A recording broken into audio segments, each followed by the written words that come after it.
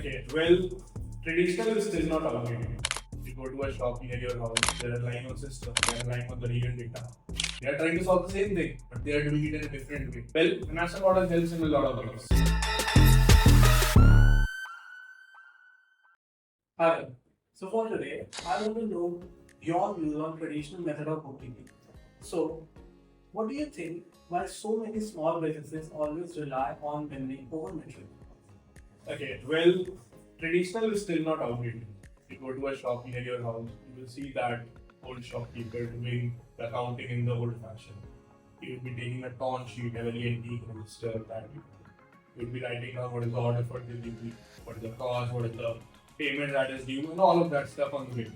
Now, change the scenario. Go to a company that's an MNC. They have a lavish office in maybe Gurgaon, maybe Bangalore, maybe Hyderabad, and their office are not relying on a person's memory, they're relying on process, they're relying on system, they're relying on the real data. They have a financial model, they have a Power BI dashboard. So that's where they get the information. But interesting, both the people are trying to solve the same problem. The founder at the shop and the founder at the MNC, or the CEO, or the leader, or the department head, whatever. They're solving the same problem. Are they profitable? Secondly, whether they can afford to hire a new person, whether or not they should go with this particular way of marketing or not. When is the time that they need more funding? All of this. So they are trying to solve the same thing, but they are doing it in a different way. The traditional is not outdated, but the person who is at the lower scale of the business or a smaller size is relying on the memory rather than the matrix or the dashboards. That is the difference. Okay. And let me tell you one more. The reason is convenience. But he doesn't know the power of that, and maybe he cannot afford it. Since we are talking about financial model and decision making, what do you think how financial model help in a real business decision making? Well, financial model helps in a lot of ways. For example, let me tell you the applications, then I'll tell you how. So first is, if you are looking to expand into a new job, you are looking to hire a CMO or any other chief executive officer or any other chief officer for that matter. Now you are looking whether you should spend money on channel A or channel B or channel C for marketing. You are even planning some bigger things of maybe acquisition of a company. All of this requires certain analysis. Now you cannot time travel and reach the 100th day and see what would be the outcome of that decision. You need to take a decision today that is sometimes going to be irreversible. So that's financial model. They will help you time travel to that 100th day and give you a insight that you can use that for taking a decision. That's how financial models are. They are not in another spreadsheet on a computer as I often say.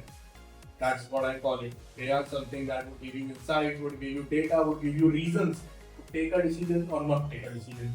And furthermore to this, they can even help you analyze your budgets. For example, you expected that you make $100 million of sales, but you only landed at $80 million. How?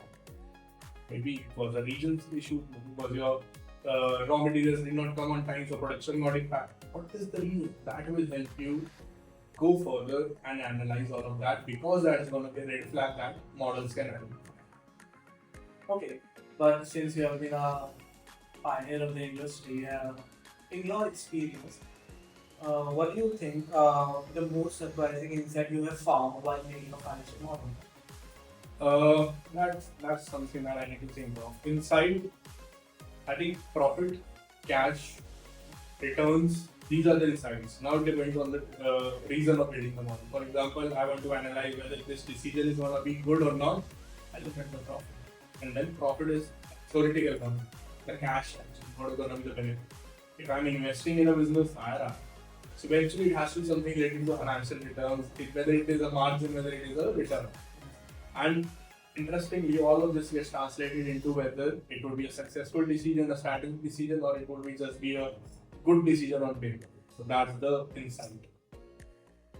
Okay, but since we are talking about so much about financial models, how do you explain someone who think it is just an Excel spreadsheet?